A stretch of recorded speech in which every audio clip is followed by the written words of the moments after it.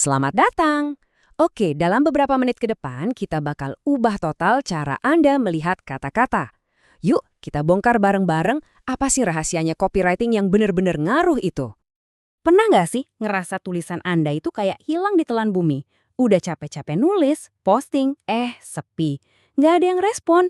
Ini tuh masalah umum banget. Nah, pertanyaannya, kenapa sih kok banyak banget pesan marketing di luar sana yang rasanya hambar dan gagal total?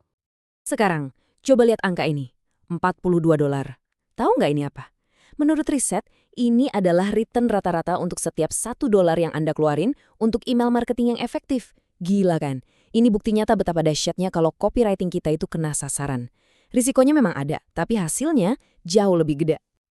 Oke, jadi mulainya dari mana? Gampang banget, mulai dari audiens Anda. Serius, sebelum ngetik satu kata pun, yang paling penting itu adalah ngerti dulu Anda nulis ini buat siapa.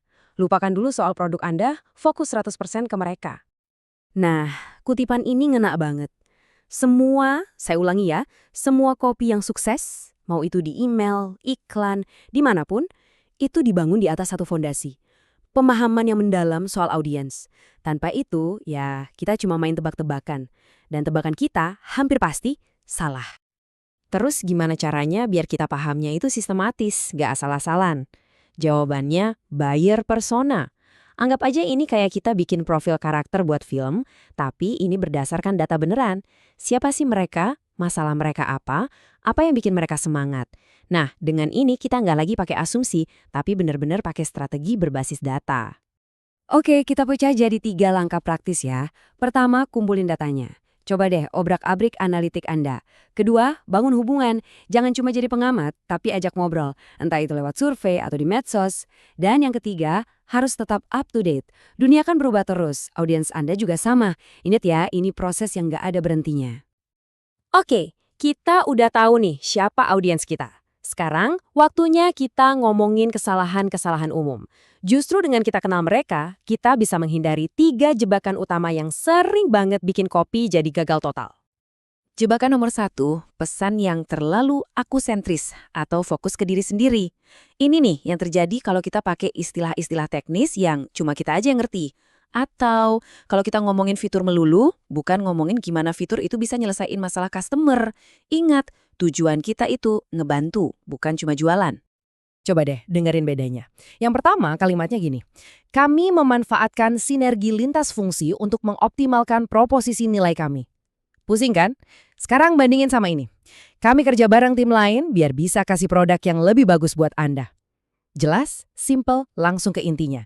Percaya deh, bahasa yang sederhana itu selalu menang. Jebakan kedua, kita cuek sama pengalaman pengguna pas ngebaca. Copywriting itu bukan cuma soal kata-kata loh, tapi juga soal gimana cara nampilinnya. Judul yang bikin ngantuk, paragraf yang padat banget kayak tembok, atau tampilan yang berantakan di HP, itu semua kayak pintu keluar darurat buat pembaca. Mereka bakal kabur sebelum sempat ngerti apa yang mau kita sampaikan.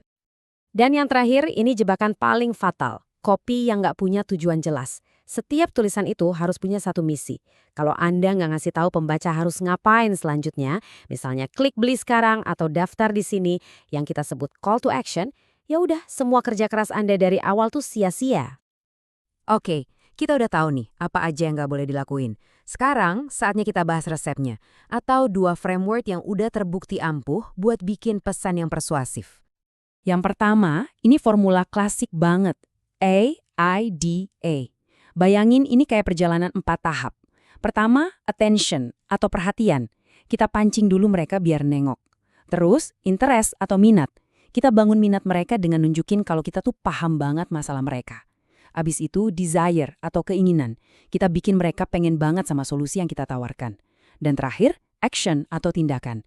Suruh mereka ngelakuin sesuatu dengan jelas. Alurnya logis, tapi juga mainin emosi.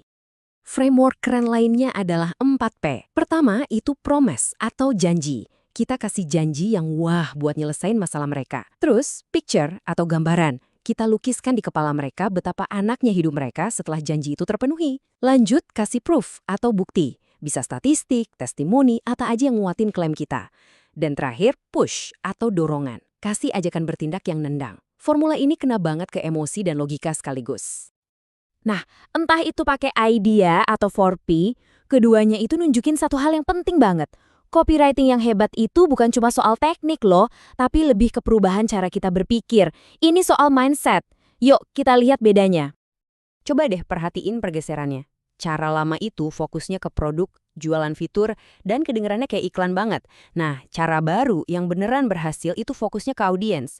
Tujuannya nyelesain masalah, dan rasanya tuh kayak lagi ngobrol ngebantuin temen. Intinya, kita pindah dari, lihat nih produk kami hebat, ke, gini loh cara kami bisa bantu kamu. Oke, sebagai penutup, saya mau kasih Anda satu pertanyaan. Coba pikirin audiens Anda sekarang dan apa masalah terbesar mereka. Kalau pakai framework 4P tadi, janji apa, janji yang besar dan berani, yang bisa Anda kasih ke mereka pertama kali. Nah, itulah titik awal dari copywriting yang benar-benar ngaruh. Mulai dari sana.